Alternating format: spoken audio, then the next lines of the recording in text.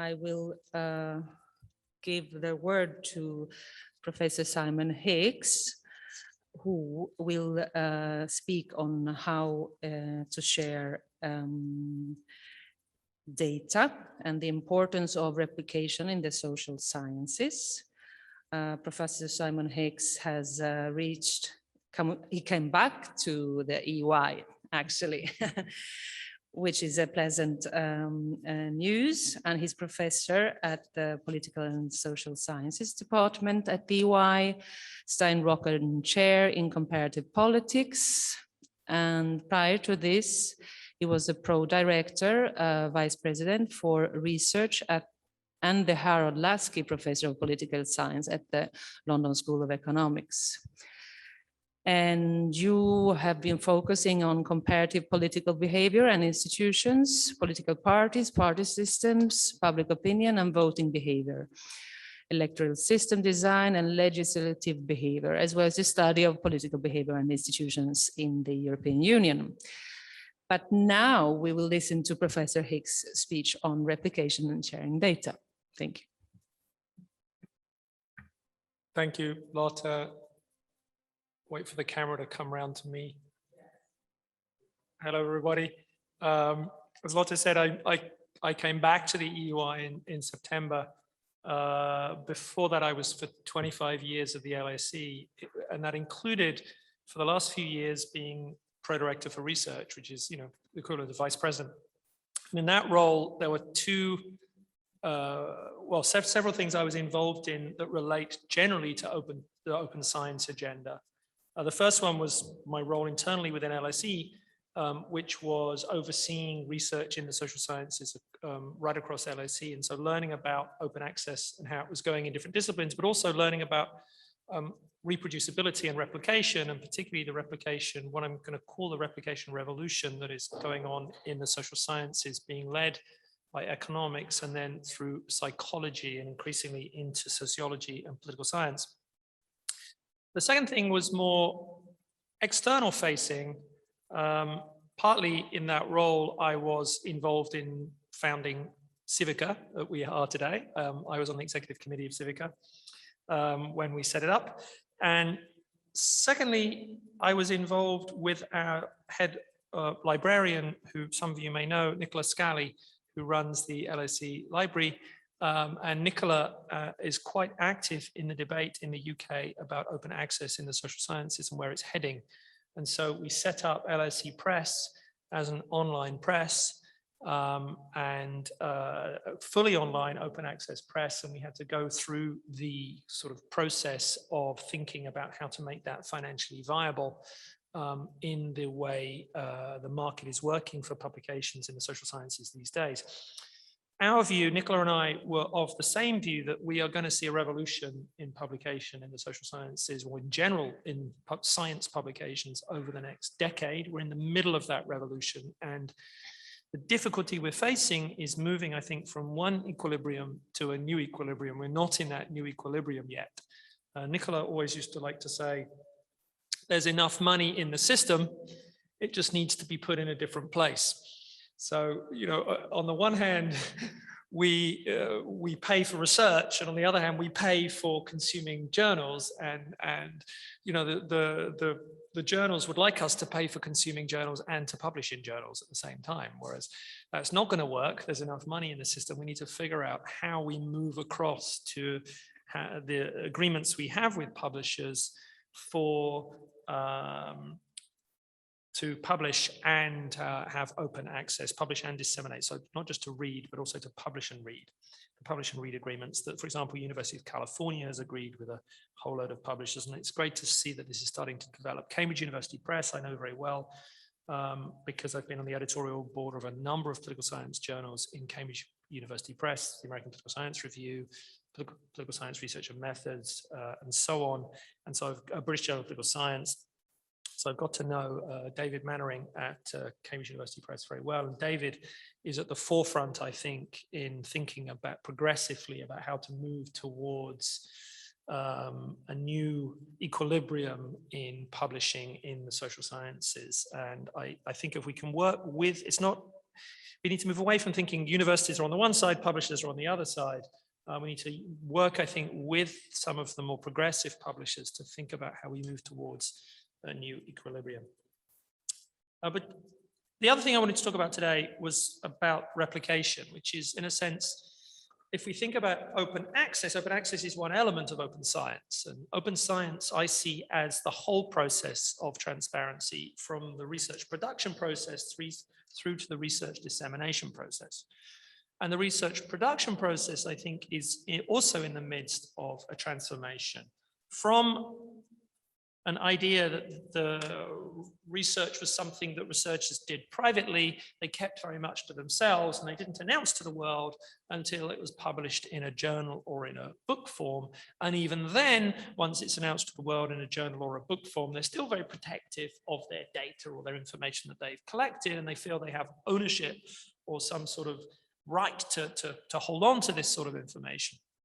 We need to move to a world where research is seen as public from the start. We need to be transparent about the research process in terms of pre-registering research designs so everyone can see what we're doing. Then once we have gone through the process of collecting data, we need to deposit that data online. In a sense, actually, I should go back and say, I see this as a sort of 5-stage process. Stage 1 is pre-registration of the research process, particularly important in the experimental work and quasi-experimental work in the social sciences, but generally, I think, important for any kind of quantitative research to get away from a suspicion that we're sort of data fishing. Secondly, transparency in the data collection process, I think, is about very carefully cataloging how the data has been collected. A lot of the issues that come up later down the line are related to the data generation process. How was the data collected? How was the data put together? With the idea that somebody could replicate, if they hypothetically followed exactly the same steps in the data collection process, they would be able to replicate and create exactly the same type of data. This is before you even get to the data analysis. It's the data collection, data generation type process. It's more advanced in the quantitative subjects. There's been an interesting debate in the American Political Science Association about replicating the data collection process for qualitative research. And there's now some interesting publications and reports from the committee that was chaired by Skip Lupia at University of Michigan in the United States when he was on the executive committee of APSA, about how to actually catalog the qualitative research process. So somebody could hypothetically go through the replication process if they were doing the interviews or going to the archives. So in a sense, I don't see a difference there between quantitative and qualitative research. The third step, I think, is about dissemination of raw data. So this is both raw, could be individual level data like public opinion data, or could be aggregate level data that people have collected. For example, they've put together from census data or something. Often researchers, and particularly junior researchers, think that they shouldn't disseminate that sort of data until things have been published. And I'm sympathetic to that.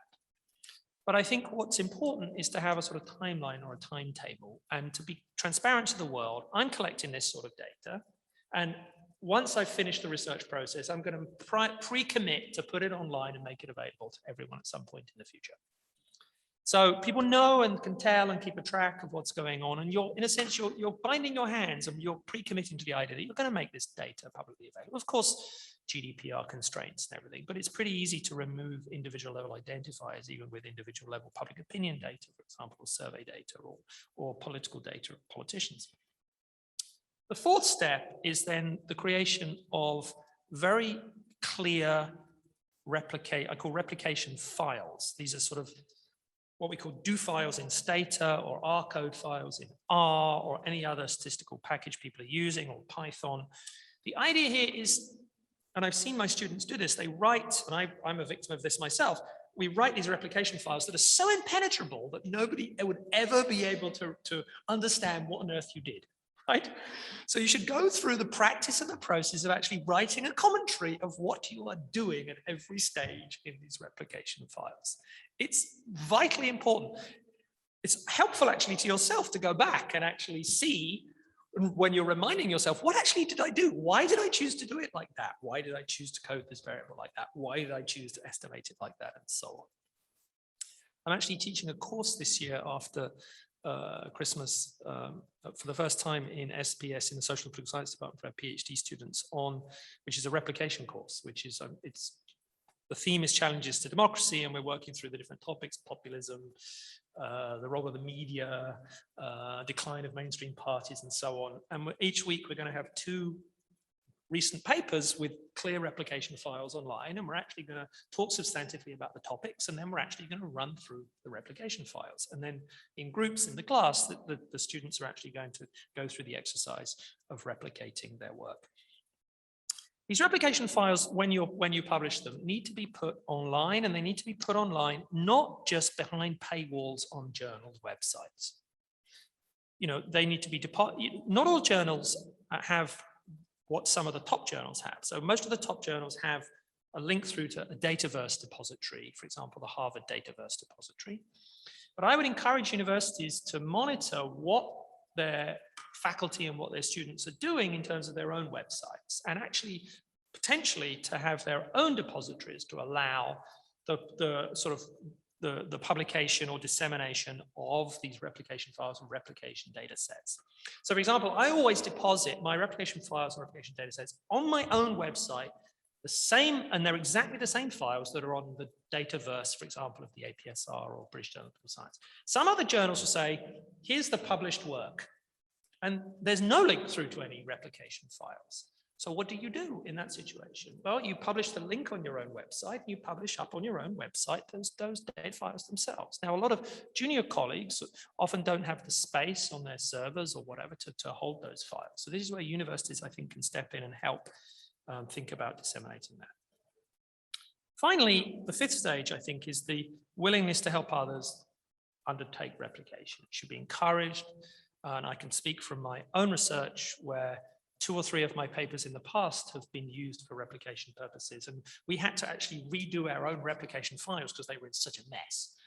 And I learned from that process to actually go and redo those files so we could actually have them to disseminate to students who encouraged us. And I now have on my website, here's the replication files for students if they want to replicate it. There's 2 common fears I think people have. One fear is, of course, that others will steal the ideas if you disseminate data early. I actually think this is a very low risk. We need to think that science is a collaborative and a collective process. And my own experience of that is when you deposit data, it will increase your citations to your work. That's what I say to all of my PhD students. Deposit your data early. The earlier you deposit it, the more there will be citations to your work. And don't wait until finally it's published. You know, if it's accepted for publication, it can be years, months before it's finally out. If it's accepted for publication, say it's accepted for publication, here's my data set, it's coming out. Deposit it early, disseminate it early, promote it on social media. It will massively increase your citations. The second fear is, I think, that people fear that people will find mistakes. And I've experienced this myself. So somebody goes back to your replication file or your data set and goes, do you know that there's an error in your code?